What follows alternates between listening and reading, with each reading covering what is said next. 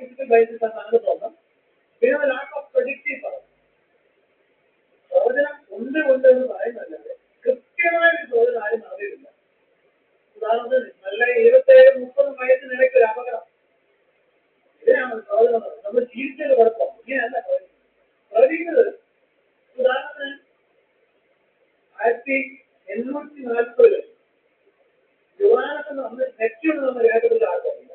Uranus എന്ന് പറയുന്ന ഗ്രഹത്തിന്റെ സ്ഥാനം പരിശോധിക്കുമ്പോൾ അതിന്റെ ചാനലിൽ ചെറിയ ചില അപാകതകൾ എവിടെയാണെന്ന് പറയുന്നത് യുറാനസിന് സ്പീഡ് കൊടുക്കും, ചെറിയ ഇടങ്ങളിൽ സ്ലോഡൗൺ ചെയ്യും. എന്തുകൊണ്ട് ഉണ്ടാകും?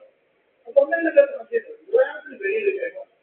അപ്പൊ ആ ഗ്രഹത്തിനോട് അടുത്ത് വരുമ്പോൾ ആ ഗ്രഹത്തിന്റെ ആകർഷണം കാരണം ചെറിയ ഇടങ്ങളിൽ യുറാനസ് സ്പീഡിൽ പോയി ചെറിയ ഇടത്തിൽ സ്ലോഡൗൺ ചെയ്യുന്ന ആളാണ്.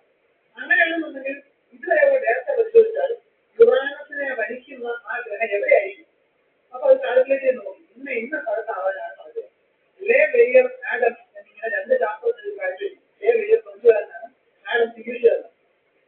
ഇന്നലെ ഗാലി എന്ന് പറഞ്ഞൊരു ഒബ്സർവർ ഈ പഠനം ശരിക്കും എന്താണ് ഇവരുടെ കാൽക്കുലേഷൻ കറക്റ്റ് ആണെന്ന് അറിയാൻ വേണ്ടി ലേ വെയ്യർ കാണുന്ന സ്ഥാനത്തേക്ക് ടെലിസ്കോപ്പ് തിരിച്ചു. അവിടെ അവരുടെ പ്ലാനറ്റിനെ കണ്ടു. ആ പ്ലാനറ്റാണ് നെപ്റ്റ്യൂൺ. അതായത് നെപ്റ്റ്യൂണിനെ നമ്മൾ നിരീക്ഷിച്ച് കണ്ടതല്ല, നെപ്റ്റ്യൂൺ അവിടെ ഉണ്ടാകുമെന്ന് കണ്ട് അവിടുത്തെ പ്രഡിക്ട് ചെയ്ത സ്ഥലത്തേക്ക് ടെലിസ്കോപ്പ് തിരിച്ച് നോക്കിയതാണ്. ഇതിനെയാണ് നമ്മൾ പ്രഡിക്ഷൻ വിളിക്കുന്നത്. ഇവിടെയാണ് ഇന്ന സ്ഥാനത്തൊന്നും 1 ഡിഗ്രി അല്ലെങ്കിൽ 5 ഡിഗ്രി സ്ഥലത്ത് എവിടെയെങ്കിലും ഒരു സ്ഥലത്ത് നിങ്ങൾ നോക്കും, അവിടെ ഉണ്ടാകും. അതാണ് പ്രോബ്ലം. അല്ലാതെ നിങ്ങൾക്ക് 30 മുതൽ 40 വയസ്സുള്ള കാലഘട്ടത്തിൽ എവിടെയെങ്കിലും ഒരിക്കലും നിങ്ങൾ ആരെങ്കിലും കാണും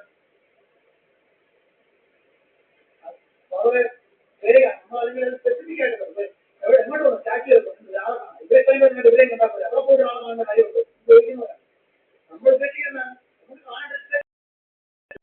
നമുക്ക് അതുപോലെ ഈ പ്രവചനങ്ങൾ സ്പെസിഫിക് ആവണം. സ്പെസിഫിക് ആയിട്ടുള്ള പ്രവചനങ്ങളൊക്കെ നടത്തിയിട്ടുണ്ട്, പക്ഷെ അതൊന്നും അതിന്റെ ചരിത്രമായി രസകരമായി. അടുത്തിടെ ഒരാള് ചെറുപ്പം പ്രഗത്ഭനായ ഒരാള് ഈ 2018 ഓഗസ്റ്റ് മാസത്തിൽ മഴ പെയ്യില്ല എന്ന് പ്രവചിച്ചത് ഓർമ്മയുണ്ടോ? നമുക്ക് ഓർക്കാൻ പറ്റുന്ന സാഹചര്യത്തിലായിരുന്നു. എല്ലാവരും മരണപ്പാറ്റിലായിട്ടുണ്ട്. ചോദിച്ച് പറഞ്ഞത് ശരിയാണോ തെറ്റാണോ നോക്കാൻ സമയം കിട്ടി.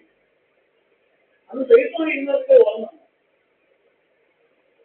2018 ഓഗസ്റ്റ് ഓർമ്മയില്ല, കഴിഞ്ഞ കേരളം മുഴുവൻ വെള്ളത്തിന് പറയാം. അന്ന് മഴ പെയ്യില്ല എന്ന് പറയുന്നത്. ഇദ്ദേഹത്തിന് കുറച്ചു കാലം മുമ്പ് മലേഷ്യയിലെ കാണാതായ എയർലൈൻസിന് ഒരാഴ്ച കഴിയുമ്പോൾ കിട്ടുമെന്ന് ചോദിച്ചത്. ആ എയർലൈൻസ് പോയിട്ട് 4 വർഷമായി കാണാതായിരുന്നു. അതെല്ലാം അപകടത്തിൽപ്പെട്ടെന്നും അതിലുള്ള മുഴുവൻ ആൾക്കാർ 100-300 ആൾക്കാരും മരിച്ചുവെന്നും ഇന്ന് സ്ഥിരീകരിച്ചു കഴിഞ്ഞു. പക്ഷെ അദ്ദേഹം എന്ന് പറഞ്ഞ അടുത്ത വെള്ളിയാഴ്ചയാണ് ഈ ഫ്ലൈറ്റിനെ കിട്ടുന്നത്. പിന്നെ അദ്ദേഹത്തെ കിട്ടിയത് ഈ പ്രളയ കാലത്തായിരുന്നു. അന്ന് ലോകത്തിനെ അദ്ദേഹത്തെ ഉരുളിരിച്ച് ഞാൻ കൊണ്ടുപോകുന്ന ഫോട്ടോയിൽ വന്നു. ശരിയേ, ഇങ്ങനെയുള്ള പ്രവചനങ്ങൾ ഒരുപാട് നടന്നത്. പക്ഷെ ഇതിനാണ് നമ്മൾ പ്രവചനം എന്ന് വിളിക്കുക. അവിടെ ഇവിടെയെങ്കിലും അതായത് നിങ്ങൾ ബുദ്ധിയുള്ള ആൾക്കാരോടാണെങ്കിൽ ഇങ്ങനെയുള്ള സ്പെസിഫിക് ആയിട്ടുള്ള സാധനങ്ങൾ പ്രവചിക്കാൻ പറ്റും. ഇന്ന് ഇങ്ങനെ ഉദാഹരണം അടുത്ത ആഴ്ച മഴ ഒന്ന് പിടിക്കും എന്ന് പറയാം. ഉദാഹരണം മഴ നന്നായിട്ട് പെയ്താൽ മഴ നന്നായിട്ട് പിടിച്ചില്ലേ, പെയ്തെന്നുണ്ടെങ്കിൽ മഴ പിടിച്ച് പെയ്യുമെന്നാണ് ഞാൻ ഉദ്ദേശിച്ചത്. പെയ്തിട്ടില്ല, കുറച്ച് പിടിക്കും. ഇതുപോലെ ഒരു ആംബിഗ്യൂറ്റി നിർത്തിയിട്ട് പറയാം. അതായത് ഇങ്ങനെ സ്പെസിഫിക് ആയിട്ട് പറഞ്ഞത് ഒരിക്കലും ഉറപ്പിച്ചിട്ടാണ്. പിന്നെ ഈ ലാക്ക് ഓഫ് മെക്കാനിസം പറഞ്ഞത് എങ്ങനെയാണ് വർക്ക് ചെയ്യുന്നത്, എന്താണ് ഇതിന്റെ ഫലം, വരുന്ന വഴി, ഇതിനെക്കുറിച്ചൊന്നും ആസ്ട്രോളജിക്ക് ഒന്നും പറയാനില്ല. അതുകൊണ്ട് ഇന്നത്തെ ശാസ്ത്രമാണ് അതിനെ ഒരു സ്യൂഡോ സയൻസ് ആണ്. അതായത് ശാസ്ത്രമാണ് എന്ന മേലങ്കിയോടുകൂടി ഞാനും ശാസ്ത്രമാണ് കേട്ടോ എന്ന് പറയുമെങ്കിലും ശാസ്ത്രത്തിൻ്റെതായ യാതൊരു പ്രോപ്പർട്ടിയും ഗുണവിശേഷങ്ങളും പ്രകടിപ്പിക്കാത്തതുമാണ്. അതുകൊണ്ടാണ് നമ്മൾ ഇതിനെ കുറിച്ച് ഇപ്പോഴായിരിക്കും ചോദ്യം ചെയ്തത്. പ്രൊഡക്റ്റീവ് പവറിനെക്കുറിച്ച് പറഞ്ഞത് ഞാൻ നെറ്റ്യൂണിന്റെ ഉദാഹരണം സൂചിപ്പിച്ചിട്ടുണ്ട്. 1-2 കാര്യങ്ങൾ കൂടി പറഞ്ഞു കഴിഞ്ഞാൽ ഇതിനകത്ത് ഒരു ക്ലാരിറ്റി. അതായത് ചില ഉദാഹരണത്തിന് ആരാണ് ഈ പ്രവചനം ശരിയാക്കുന്നത്? നമ്മൾ വരുന്നു പറഞ്ഞ ആളാണ് അല്ല, ഇത് കേട്ട ആളാണ് പ്രവചനം ശരിയാക്കുന്നത്. എങ്ങനെയാണ് ശരിയാക്കുന്നത്? ഒരു ഉദാഹരണം പറഞ്ഞാൽ മനഃശാസ്ത്രത്തിൽ അത് അദ്ദേഹത്തിന്റെ സ്റ്റുഡൻസിന് ഒരു ടെസ്റ്റാണ്. 80ഓളം കുട്ടികൾ സ്റ്റുഡൻസ് പങ്കെടുത്തൊരു ടെസ്റ്റാണ്. ഈ സ്റ്റുഡൻസിന് ഒരു അവരുടെ ഗ്രഹങ്ങളെ വെച്ചിട്ടൊരു പ്രവചനം അവരുടെ പേഴ്സണാലിറ്റി എങ്ങനെ ചെയ്യും, ഇന്ന പ്രോപ്പർട്ടികളുണ്ട്, നിങ്ങൾ എങ്ങനെയാണ് ഇങ്ങനെയുള്ള ആളാണ് എന്ന് ചോദിച്ചു. എന്നിട്ട് അവർ പേപ്പറിൽ എഴുതിയിട്ട് ഓരോരുത്തർക്കും അവരുടെ പ്രവചനം അവരുടെ പേഴ്സണാലിറ്റി ഡിസ്ക്രിപ്ഷൻ എഴുതി സ്റ്റുഡൻസിന് കൊടുക്കും. എന്നിട്ട് അവരുടെ ആവശ്യപ്പെട്ടു ഈ പ്രവചനം നിങ്ങളുടെ പേഴ്സണാലിറ്റിയെ കുറിച്ചിട്ടുള്ള പ്രവചനം ഒരു ഡിസ്ക്രിപ്ഷനാണ്. ഇത് എത്രത്തോളം നിങ്ങളുടെ പേഴ്സണാലിറ്റിയായിട്ട് മാച്ച് ആവുന്നത് ഒരു മാർക്ക്. ഇപ്പൊ ഞാൻ എന്നെ കുറിച്ചുള്ള പ്രവചനം നോക്കിയാലും പ്രായത്തിലായി നിങ്ങൾ ഇന്ന ടൈപ്പ് ഒരാളാണ്. ഞാൻ ആലോചിച്ചു കൊടുക്കും, ഞാൻ ആ ടൈപ്പ് ആളാണ്. ആണെന്ന് ഉറപ്പാണെങ്കിൽ 5 മാർക്ക് വരും. തീരെ ഒരുപാട് ഞാൻ മാറ്റാവുന്നില്ലെന്നുണ്ടെങ്കിൽ 0 രൂപ. അപ്പം 80 കുട്ടികളുണ്ട്. അവരൊക്കെ ഓരോരുത്തർക്കും അവരുടെ പേഴ്സണാലിറ്റി പഠിച്ചു കൊടുക്കുന്നുണ്ട്. അവരുടെ പേഴ്സണാലിറ്റിക്ക് അവരെല്ലാം മാർക്ക് ഇടാൻ ശ്രമിക്കുന്നു. കുട്ടികൾ മാർക്ക് തിരിച്ചു കൊടുക്കും. ഓരോ കിട്ടിയ ശരാശരി സ്കോർ 4.3 ഔട്ട് ഓഫ് 5.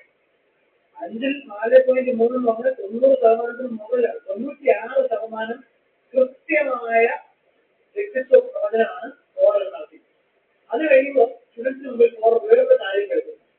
എല്ലാവർക്കും കൊടുത്തേക്കുന്ന ഒരേ സാധനം 80-അടുത്ത് ആളുകൾ എല്ലാവർക്കും കൊടുത്തേക്കുന്ന ഒരേ പ്രവചനമാണ്. ആ പ്രവചനം എങ്ങനെയുണ്ടെങ്കിൽ ഒരേ അർത്ഥമാണ്. അടുത്ത ആ ഒരു പീരിയോഡിക്കൽ വന്ന ഏതൊരു മാസികയിൽ വന്നൊരു നിങ്ങളുടെ ഈ ആഴ്ച അതാണ് സാധനം. ആ ആഴ്ച പുള്ളി 12 രാജ്യങ്ങളിൽ ഏത് രാജ്യം എടുക്കും പുള്ളി ഒരു സ്ഥാനത്ത് തിരക്ക് നോക്കി. അവിടെ സീരിയൽ കില്ലിങ്ങിന് ഒരുപാട് പേരെ പരിപാടിയായിട്ട് കൊന്നതിന് ജയിലിൽ കിടക്കുന്നുണ്ട്. അവന്റെ രാശി ഏതാണെന്ന് നോക്കി. ആ രാശിയുടെ ഫലമായിരുന്നു. ഓക്കെ, എല്ലാവർക്കും മാറ്റണം. ശരാശരി സ്കോർ 4.3. ഇത് നമുക്ക് എന്ത് മനസ്സിലാക്കാം? ഇത് ഒരു കോറൽ ഇഫക്റ്റ് അനുഭവിക്കും. കോറൽ ഇഫക്റ്റ് എന്ന് വെച്ചാൽ നിങ്ങളുടേതാണോ എന്ന് സംശയത്തോടു കൂടി വായിച്ചാൽ അത് നിങ്ങളുടെ തന്നെയാണ് എന്ന് ഉറപ്പിക്കാൻ തോന്നുന്ന സെന്റൻസുകൾ, അങ്ങനത്തെ വാചകങ്ങൾ അതിനകത്തുണ്ടാവുക. അങ്ങനെ വാചകങ്ങളെ കുറിച്ച് പിന്നീട് തുടർന്ന് നടത്തിയ മനസ്സിലാക്കുന്നതാണ് ബാർമൻ. അതിന് അത്തരം വാചകങ്ങളുടെ പേരുണ്ട് ബാർമൻ സ്റ്റേറ്റ്മെന്റ്. ഉദാഹരണം പറഞ്ഞാൽ you have a great need for other people to like and admire. മറ്റുള്ളവർ നിങ്ങളെ സ്നേഹിക്കണമെന്നും നിങ്ങളെ ബഹുമാനിക്കണമെന്നും നിങ്ങൾ ആഗ്രഹിക്കും. നിങ്ങളുടെ പേഴ്സണാലിറ്റിയുടെ ഭാഗമാണെന്ന് എഴുതുന്നത് വിശ്വസിക്കുന്നില്ല. ഞാൻ വായിച്ചത് ശരിയാണ്.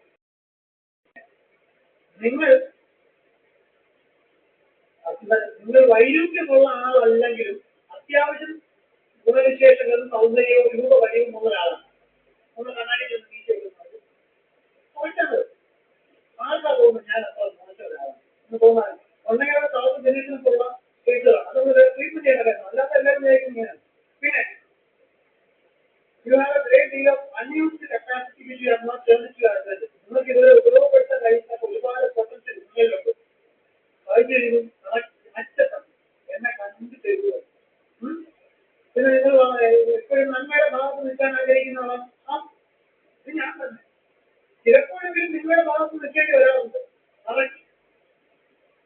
ഇതൊക്കെ വായിച്ചാൽ നിങ്ങളുടേതാണെന്ന് തോന്നാത്ത ഒരാളും ഉണ്ടാവില്ല. എല്ലാം 10-200 വാചകം നമുക്ക് പറയാൻ പറ്റുന്നത് അത് എല്ലാവർക്കും ഇത് വായിക്കുന്നത് എന്ന് പറയുന്നത്. അതായത് ജനറലി എല്ലാ മനുഷ്യരിലേക്കും പ്രത്യേകത ഇതിനപ്പുറത്തേക്ക് പിന്നെ ഈ പേപ്പർ സെൻസ് ഭാഗം സെൻസ് വേറെ കാണാൻ പറ്റുന്ന വെച്ചാൽ ചാരം എടുത്ത് വായിച്ചാൽ മുഴുവൻ ഇതായി വയസ്സിൽ നിങ്ങൾ വ്യാഖ്യാനിക്കുന്നതനുസരിച്ച് ശരിയാണ് ശരിയാണ് ഇത് ഞാൻ തന്നെ. അതിനാണ് നമ്മൾ ഭാഗം സാമ്പിൾ എടുത്താൽ ഇത് മാതൃഭൂമിയിൽ നിന്നും പൊക്കിയതാണ്. ഉത്രം എന്ന് പറഞ്ഞ ജന്മനക്ഷത്രം ചില അടങ്ങി. ഓക്കെ, ഉത്രമാണ് ജന്മനക്ഷത്രം. പൊതുവെ അഭിമാനബോധവും സൗന്ദര്യമുള്ള ആൺകുട്ടിയായിരിക്കും. എന്താ പറയുക, ആണിനെ മാത്രം ചുറ്റിപ്പറ്റി താരം നിൽക്കും. പെൺകുട്ടി എന്ന ഉത്രത്തിൽ ജനിച്ചിരിക്കും. എന്തായാലും മാസം ഒരു ദിവസം ഉത്രമായിരിക്കും.